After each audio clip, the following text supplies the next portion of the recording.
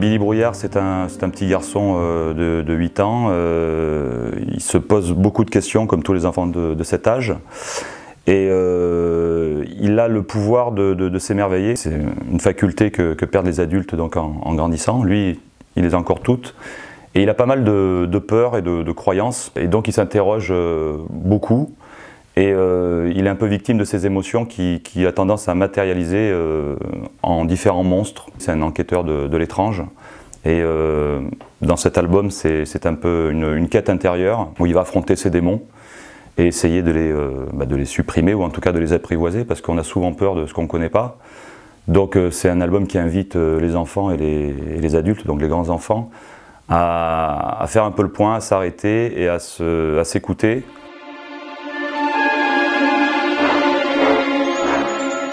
C'est surtout sa colère, alors notamment dans cet album, dans le Billy Brouillard au pays des monstres, Billy Brouillard un soir en rentrant de mission, parce qu'il fait des petites enquêtes nocturnes, il surprend une discussion, ses parents en pleine dispute, et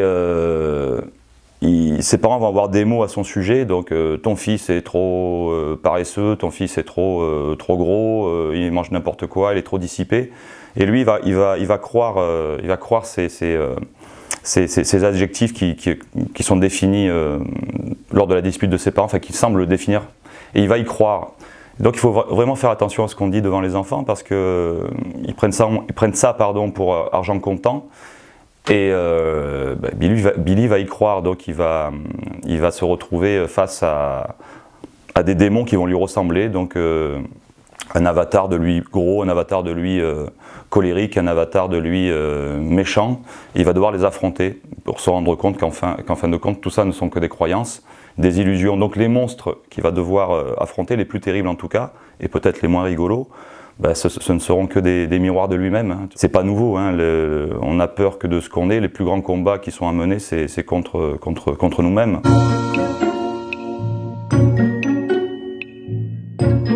Billy, c'est le diminutif de William. William, c'est Guillaume en anglais, comme chacun sait. Guillaume, c'est mon prénom. Billy Brouillard est un peu mon reflet, mon miroir. D'ailleurs, tous les auteurs de BD se projettent fatalement dans leurs personnages.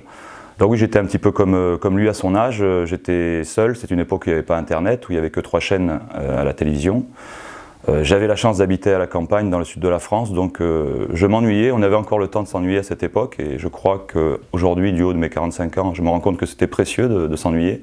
On est tout le temps sollicité par la publicité, les téléphones, Internet. À l'époque, il n'y avait pas tout ça, ou pas autant en tout cas de publicité. Oui, voilà, j'avais le temps de m'ennuyer, puis de développer mon imaginaire. Aujourd'hui, je crois que les enfants sont trop sollicités à mon sens, et non plus le cerveau, on va dire, disponible pour se regarder à l'intérieur. Donc je ressemble à Billy Brouillard, je suis un peu Billy Brouillard, et puis c'est un petit garçon qui s'interroge et qui se laisse vagabonder au gré de son imaginaire.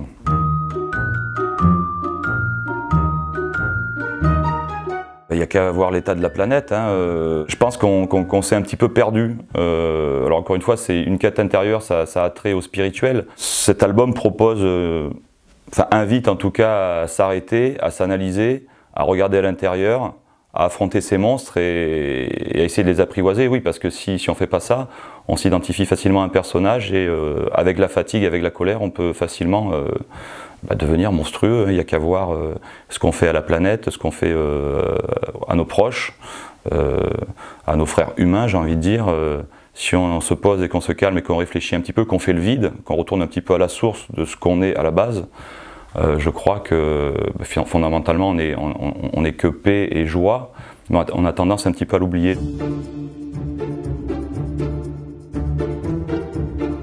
J'espère que j'ai un petit peu maturé avec l'âge. Moi j'aime bien le divertissement, la BD permet évidemment ça, mais il y a toujours une double lecture dans une bande dessinée ou dans une histoire. Hein. Vous n'avez qu'à relire les contes de Grimm, derrière une petite aventure rigolote, le petit chaperon rouge, il y a du fond, il y a du sens, il y a réponse aussi, il y a plein de symboliques.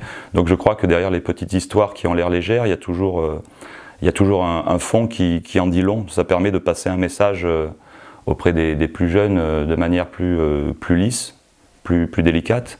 Mais je crois qu'une bonne histoire, même si elle a l'air légère, a toujours un fond de vérité qui nous interroge sur ce qu'on est, qui on est, où on va, etc. etc. Donc je crois que j'ai toujours un petit peu fait ça dans mes livres, malgré moi.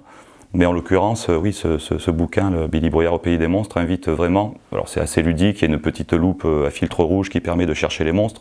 Donc derrière ce côté un petit peu amusant, il y a un discours beaucoup plus profond qui nous interroge pour savoir qui on est vraiment et qu'est-ce qu'on veut devenir ou redevenir, j'ai envie de dire.